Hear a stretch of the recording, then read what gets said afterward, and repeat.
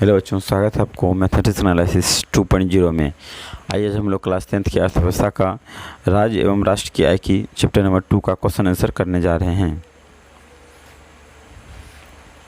Objective का answer आपको book में दिया हुआ है सब ऑब्जेक्टिव का, इसलिए हम लोग ऑब्जेक्टिव को छोड़ के डायरेक्ट सब्जेक्टिव पे चल रहे हैं।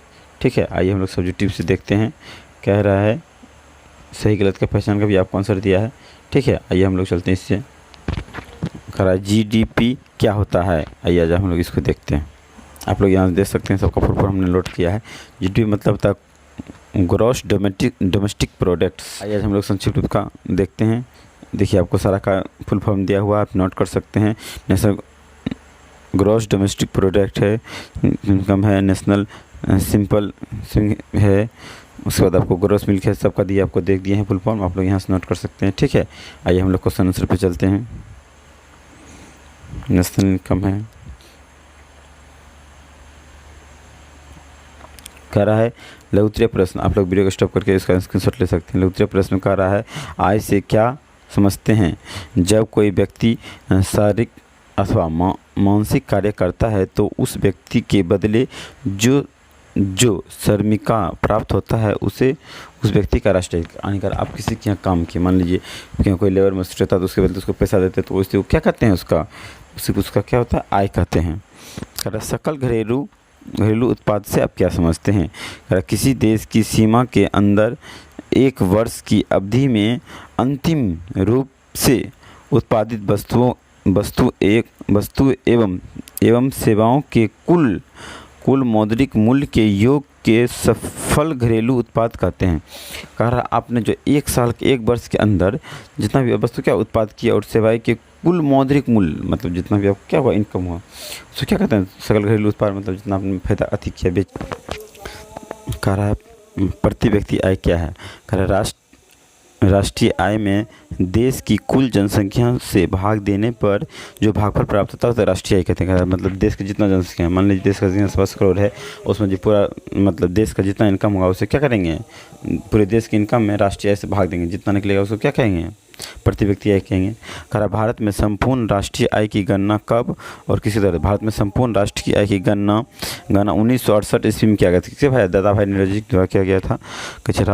भारत में राष्ट्रीय आय की गणना किस संख्या के द्वारा होती है। भारत में राष्ट्रीय आय की जनसंख्या केंद्रीय संकीर्ण संगठन के द्वारा होता है। कह रहा राष्ट्रीय आय की गणना में होने वाली कठिनाई का वर्णन करें। राष्ट्रीय आय की गणना में होने वाली तीन कठिनाइयाँ निम्नलिखित है। पहला है आंकड़े एकत्रित करने में कठिनाई। लोगों की आंकड़े को एकत्रित करने में कठिनाई होती है और सही ढंग से आंकड़ा उपलब्ध नहीं हो पाता जो राष्ट्रीय आय की। कह रहा है कि आप मतलब जैसे गांव में जो आदमी जाता है डाटा कलेक्ट करने के लिए, कभी कभी देखते हैं कोई आदमी सब नहीं रहता है, कोई ठीक से उसे घर का डाटा कलेक्ट नहीं हो पाता है, जो यहाँ पर नहीं उसे डाटा कलेक्ट नहीं हो पाता। और कभी क्या होता है, जो डाटा कलेक्ट करने जाता है वो अनुमानित लगा कर भी डाटा दे देता है, जिसके कारण क्या होता है, गलत हो जाता है। दोहरे जनगणना की संभावना। लोगों की भौगोलिक एवं मानवीय संसाधन की संरचना ऐसी होती है कि कभी कभी एक ही उत्पादन दोनों स्थान पर अंकित कर दिए जाते हैं, जिससे कारण वास्तविक आय से अधिक आय दिखाई पड़ता है। जैसे मान लो कभी किसी जैसे होता है, जैसे मान लिया आपका एक ही आय, मान लिया आप जॉब करते हैं, जैसे आपका एक ही आय है, जॉब करते तो आपको वहाँ से लिएगा। कभी क्या आदमी पूछता है ये आय है, हाँ इतना रुपया कमाता है, इतना रुपया कमाता है, बोल देता है, क्या होगा वही काउंट कर देता है। या कभी कोई किसी का आदमी के नाम 2 बार चढ़ जाता है, भर भी देखेंगे 1-2 बार नाम चढ़ जाता है, उससे कारण भी क्या होता है, परेशानी हो जाता है। आइए हम लोग क्वेश्चन नंबर तीसरा देखते हैं। करा मूल्य के मापन में कठिनाई। करा बाजार में हम यह देखते हैं कि एक ही वस्तु का कई व्यापारिक स्थितियों में गुजरने के कारण उस वस्तु का क्या होगा, मूल्य में भिन्नता आ जाती है। जैसे मान लीजिए आप कोई फैक्ट्री बना, उसका दाम 10 रुपया है, फैक्ट्री बना 10 रुपया, तो क्या होगा, वहाँ से बेचेगा 10 रुपये उसका लागत हो तो 1 रुपया फ़ायदा लेगा, 11 रुपये में बेचेगा। वो अब जहाँ पे अब बेचा वो दुकानदार क्या होगा, छोटे दुकानदार को बेचेगा, उससे भी कुछ पैसा लेके वो फिर फ़ायदा लेगा। ऐसे करते करते क्या होगा, उसका मूल्य में वृद्धि आ जाता है। इसी प्रकार आय का गरीब के साथ संबंध स्थापित करें। कर आय का गरीब के साथ बहुत ही गहरा संबंध है। आय बढ़ती है तो गरीबी दूर हटती है और जीवन स्तर में सुधार होना शुरू हो जाता है, और जब आय कमता है तो गरीबी वृद्धि होने लगती है और जीवन स्तर में गिरावट आ जाती है। जैसे जैसे आय बढ़ेगा वैसे वैसे क्या होगा, जीवन स्तर में सुधार होगा। दीर्घ क्वेश्चन कैसे स्वतंत्रता प्राप्ति के पश्चात भारत सरकार ने कब और किस देश से राष्ट्रीय आय समिति का गठन किया था? स्वतंत्रता प्राप्ति के बाद भारत सरकार ने अगस्त 1949 ईस्वी में प्रोफेसर सी महालनोबिस की अध्यक्षता में एक राष्ट्रीय अध्यक्ष की समिति गठन किया था। इसका मुख्य उद्देश्य था भारत को राष्ट्रीय आय के संबंध में अनुमानित लगाना था। इसका क्या था? राष्ट्रीय आय को क्या था? अनुमानित लगाना था। कह रहा है राष्ट्रीय आय, देखिए इसका मतलब थोड़ा छोटा आंसर है, घबराना नहीं है कि लोगों ने छोटा दिया आंसर, नहीं, इसका आंसर इतना ही होगा, टेंशन नहीं लीजिए। कह रहा है राष्ट्रीय आय की परिभाषा दें और इसकी गणना की मुख्य निधि कौन कौन सी है? जब किसी देश में एक वर्ष की अवधि में अंतिम रूप से उत्पादित वस्तुएं एवं सेवाओं के कुल मौद्रिक मूल्य के योग के राष्ट्रीय आय कहते हैं। एक मूल्य में क्या? कुल मौद्रिक मूल्य के योग को राष्ट्रीय आय कहते हैं। इसकी गणना की प्रमुख 5 विधि है। देखो अब राष्ट्रीय आय कैसे हम लोग गणना करेंगे, इसके कितने विधि? 5 तरह से हम लोग राष्ट्रीय आय की गणना कर सकते हैं। आइए इसको हम लोग देखते हैं। कह रहा है उत्पादन की गणना। अब उत्पादन गणना से पहला है राष्ट्रीय आय की गणना उत्पादन वस्तुओं की सेवाओं के योग के द्वारा किया जाता है, उसे उत्पादन विधि कहते हैं। राष्ट्रीय आय की विधि कह रहा है राष्ट्र की व्यक्तियों की आय आधार पर राष्ट्रीय आय की गणना की जाती है, तो उस गणन विधि को राष्ट्रीय आय गणना विधि कहते हैं। क्या? व्यय गणना विधि। राष्ट्रीय आय की गणना जब लोगों को घाटा के माप के आधार पर किया जाता है तो उसे व्यय गणना विधि कहते हैं। घाटा, ठीक है, इसको व्यय कर दीजिए या घाटा कर दीजिए, घाटा के आधार पर किया जाता है। कह मूल्य के योग गणना की विधि। राष्ट्रीय आय की गणना जब उत्पादित वस्तुओं को विभिन्न परिस्थितियों में मूल्य, देखिए उत्पादित मूल्य योग की गणना विधि। राष्ट्रीय आय की गणना जब उत्पादित वस्तुओं को विभिन्न परिस्थितियों में मूल्य के योग के आधार पर किया जाता है। व्यावसायिक गणना विधि है। राष्ट्रीय आय की गणना जब राष्ट्रीय आय की माप व्यावसायिक संचय के आधार पर किया जाता है। प्रति व्यक्ति आय और राष्ट्रीय गणना में अंतर स्पष्ट करें। प्रति व्यक्ति आय और राष्ट्रीय आय में निम्नलिखित अंतर है। पहला है प्रति व्यक्ति आय। प्रति व्यक्ति आय होता है राष्ट्रीय आय में देश की कुल जनसंख्या से भाग देने पर प्राप्त आय को प्रति व्यक्ति आय कहते हैं। हम लोग पीछे देख चुके हैं। राष्ट्रीय आय जब किसी देश में एक वर्ष की अवधि में अंतिम रूप से उत्पादित वस्तु एवं सेवाओं के कुल मौद्रिक मूल्य के योग को राष्ट्रीय आय कहते हैं। कह है प्रति व्यक्ति आय राष्ट्रीय आय का एक भाग है। प्रति व्यक्ति आय किसी एक राष्ट्र का आय है। कह रहा यहाँ देखिए, कह रहा राष्ट्रीय आय पूरे देश की कुल आय के योग है। राष्ट्रीय आय पूरे देश का आय है। कह रहा है प्रति व्यक्ति आय आर्थिक विकास की मापक सबसे प्रयुक्त सूचकांक है। क्या है? प्रयुक्त सूचकांक है। कह रहा है राष्ट्रीय आय पूरे देश का आय है। राष्ट्रीय आय आर्थिक विकास की माप का एक उपयुक्त सूचकांक है, नहीं है। ठीक है, आइए हम लोग क्वेश्चन नंबर 4 पे चलते हैं।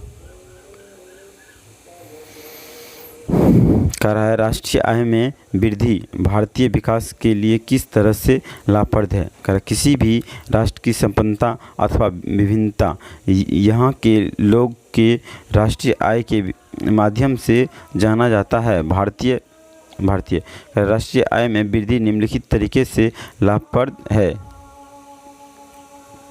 राष्ट्रीय आय में वृद्धि होने के लिए सर्वप्रथम भारत के विकसित देशों की श्रेणी में आ जाएगा।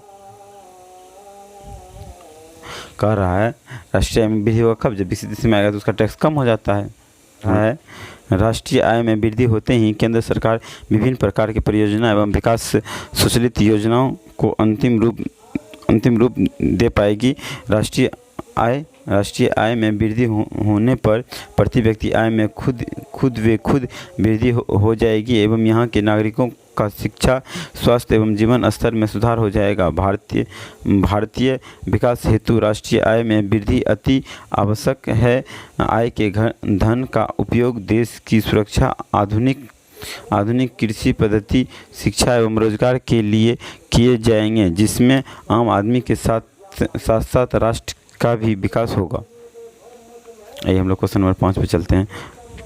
कह रहा विकास की प्रति व्यक्ति आय संरक्षित टिप्पणी लिखें। कह रहा प्रति व्यक्ति आय किसी देश के विकास का जड़ है। प्रति व्यक्ति आय बढ़ने पर ही राष्ट्रीय आय में वृद्धि हो सकता है। राष्ट्र की आय में वृद्धि होने पर ही किसी देश की आय विकास कर सकता है। राष्ट्रीय आय एवं प्रति व्यक्ति आय दोनों में गहरा संबंध है। प्रति व्यक्ति आय के बिना राष्ट्रीय आय में वृद्धि नहीं हो सकता है, और जब राष्ट्रीय आय में वृद्धि नहीं होगी तो देश के विकास की मापन में सबसे प्रमुख सूचकांक है। आदमी कहा प्रति व्यक्ति आय बढ़ेगा तभी ना देश का आय बढ़ेगा। सब आदमी का मतलब इनकम बढ़ेगा, देश का आय बढ़ेगा। या देश का आय बढ़ेगा कब? जब सब व्यक्ति का आय बढ़ जाएगा। ठीक है। कह रहा जब आर्थिक विकास की सूचकांक का राष्ट्रीय आय में वृद्धि होता है तो स्थिर रूप से लोगों की आर्थिक विकास में वृद्धि होगी। अतः हम कह सकते हैं कि देश के विकास में प्रति व्यक्ति आय में काफ़ी महत्व है। देश के प्रति व्यक्ति आय का क्या हुआ? काफ़ी महत्व ये है। कह रहा है क्या प्रति व्यक्ति आय में वृद्धि राष्ट्रीय आय को प्रभावित करता है? वर्णन कीजिए। कह रहा है हाँ, प्रति व्यक्ति आय में वृद्धि राष्ट्र की आय में प्रभावित करती है। चूँकि प्रति व्यक्ति आय अधिक होने पर राष्ट्र की आय में वृद्धि हो जाएगी, जिससे कर स्तर ऊपर उठेगा और भारतीय मुद्रा कोष के पास पर्याप्त रूप से देश के विकास के लिए धन इकट्ठा हो जाएगा।